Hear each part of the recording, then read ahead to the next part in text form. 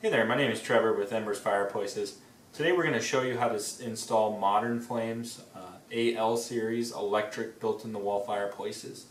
You can see here, this is our sales counter. We had a previous electric fireplace here, so our opening is already here. But obviously the first step, what you're going to want to do is with your wall, is cut the opening to size depending on the model you're doing. They offer a variety of widths.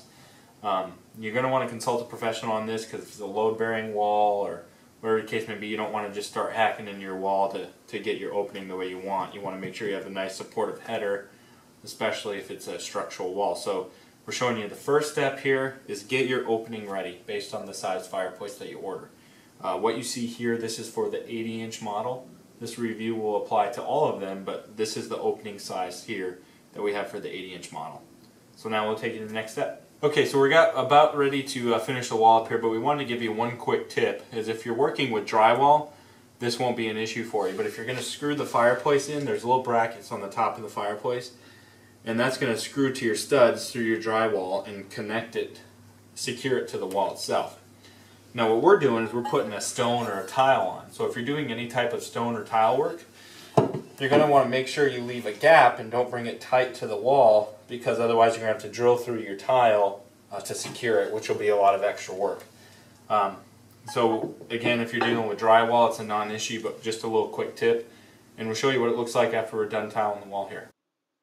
So you can see here we're not done tiling, but what we're going to do is we're going to set the unit in, put the power cord in the back there, and just make sure we have a nice tight fit before we finish tiling here. Okay, so you can see we just set the unit in. We're not finished with our tile yet, but we wanted to put it in so you could see the standoffs, especially if you have drywall. So here's your screw holes. You're just going to insert a screw in every screw hole and secure it tight to your drywall. You can see we have the left standoff over the stone there, so you could either cut the stone back further so you can get it tight into the drywall, but then you'd have to shim it out, or you can pre-drill holes in your tile so your screw can go through the tile and into your wall to secure it. So that's going to be on all three sides. The left, right, and top side is where you're going to secure it. And then it's secured and tight to the wall, and then it's fixed. And we'll show you the next step after we finish the tile here. Okay, so this is the left bracket. So 3 screws go in there.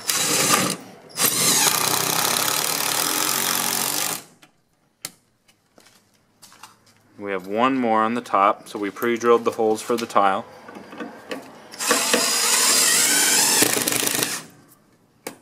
So now the left side is attached, and you just repeat this process for the rest. Okay, so for our next step here, we have our tile done. Ignore these shims, these are just holding the tile up temporarily. You definitely do not want to have combustible material right here where the heater is. So now our next step is putting the glass front on. So we'll show you how to do that. One thing that we forgot to mention is when we tucked it in, we tucked in the power cable. So you can either hardwire that. This is just an open wall behind here, so we're just going to plug it right into an outlet. But it can be either hardwired or plugged into an outlet. So that's all you have to worry about for wiring.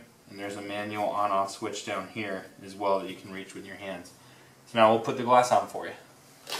Okay, so for our glass to mount, you can see right here, there's a little bracket that's poking out on the top and bottom, and that's on each side. So there's hooks pre-installed on the glass, and it literally just sets right on here, no tools required. So we'll put that in now.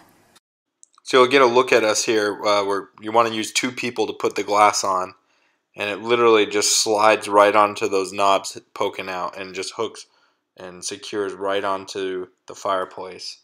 No tools required, and you're ready to go. Okay, so now you can see that we have the glass front on. We've pulled the masking off of the glass, so there's no fingerprints or anything on it. It's plugged in, pretty much ready to go. Here comes the moment of truth. There you go. So if you have any other questions, you can call or text our sales staff at 805-952-5440, or you can check out our website at www.blazingembers.com. And thanks a lot for checking out our video today. Hey there, my name is Trevor with Embers Fireplaces. Today we're going to show you how to install Modern Flames AL series electric built-in-the-wall fireplaces. You can see here, this is our sales counter. We had a previous electric fireplace here. So our opening is already here, but obviously the first step, what you're going to want to do is with your wall is cut the opening to size depending on the model you're doing. They offer a variety of widths. You're going to want to consult a professional on this because